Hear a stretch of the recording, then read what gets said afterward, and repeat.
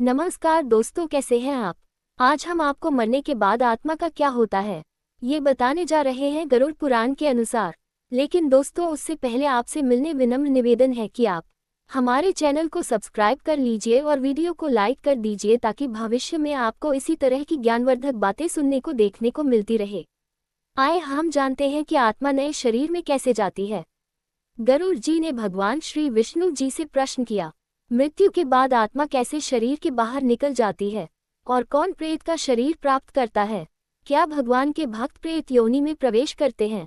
गरुड़ पुराण के अनुसार भगवान विष्णु जी ने गरुड़ जी को उत्तर दिया, मृत्यु के बाद आत्मा निम्न मार्गों से शरीर के बाहर निकल जाती है।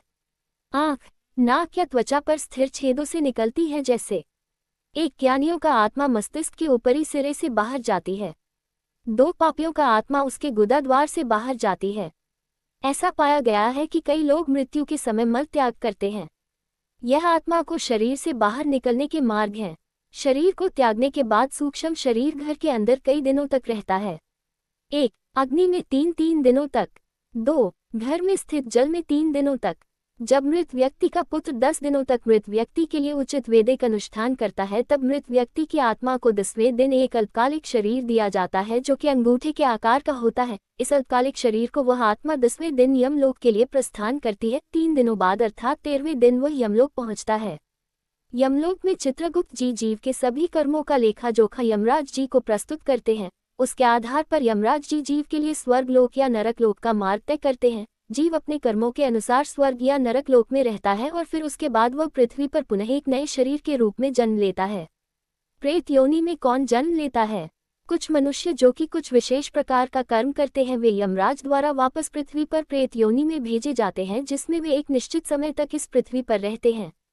निम्न प्रकार के कर्म करने वाले लोग प्रेत योनि प्राप्त करते हैं। 1. विवाह के बाहर किसी से शारीरिक संबंध बनाना।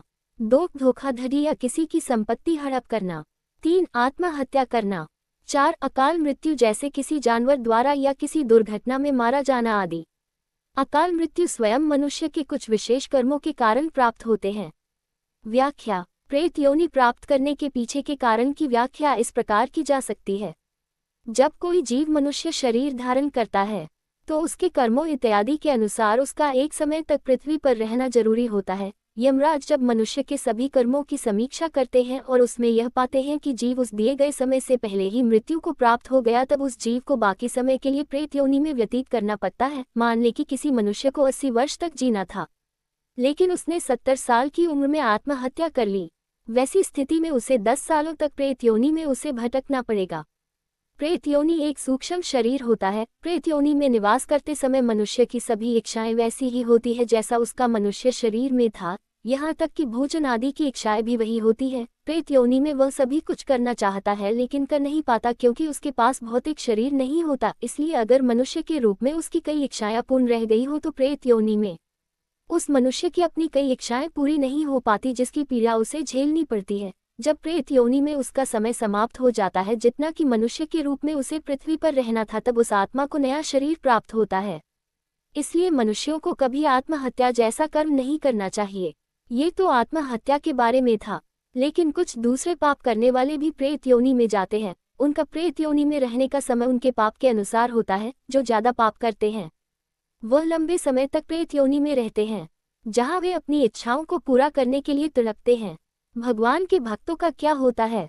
भगवान के भक्तों को मृत्यु के बाद किसी प्रकार की यातना नहीं झेलनी पड़ती। भगवान के भक्त को यमराज के दूत नहीं बल्कि भगवान के अपने दूत लेने आते हैं। भगवान के दूत उस जीवात्मा की घर के बाहर प्रतीक्षा करते हैं और बहुत आदर के साथ भगवान के धाम लेकर जाते हैं, जहां वह जन्म और बंधनों से मुक्त अलौकिक जीवन जीता है। भगवान ने श्रीमद् भगवद गीता में यह वचन दिया है, कौन्तेय प्रतिजानी ही न मे भक्ता प्रणश्यति। श्री कृष्ण जी अर्जुन से कहते हैं कि हे अर्जुन, मेरे भक्तों का कभी पतन नहीं होगा, इसलिए हमेशा सत्मार्ग अपनाना चाहिए। दिन रात प्रभु का स्मरण करते रहना चाहिए। यह मनुष्य शरीर हमें 84 लाख योनियों में से भुगत कर मिला है, इसे ऐसे ही बेकार न जाने दे। सच्चाई के साथ अपना जीवन यापन करे, निंदा करने से बचे, अच्छी लोगों की संगत करे, हमेशा सच्चाई की सोच रखे। दिनचर्या की शुरुआत भगवान के दर्शन से करे। दोस्तों, आपके जीवन में मंगल ही मंगल हो, यही मेरी ऊपर वाले से प्रार्थना है। जय श्री कृष्ण।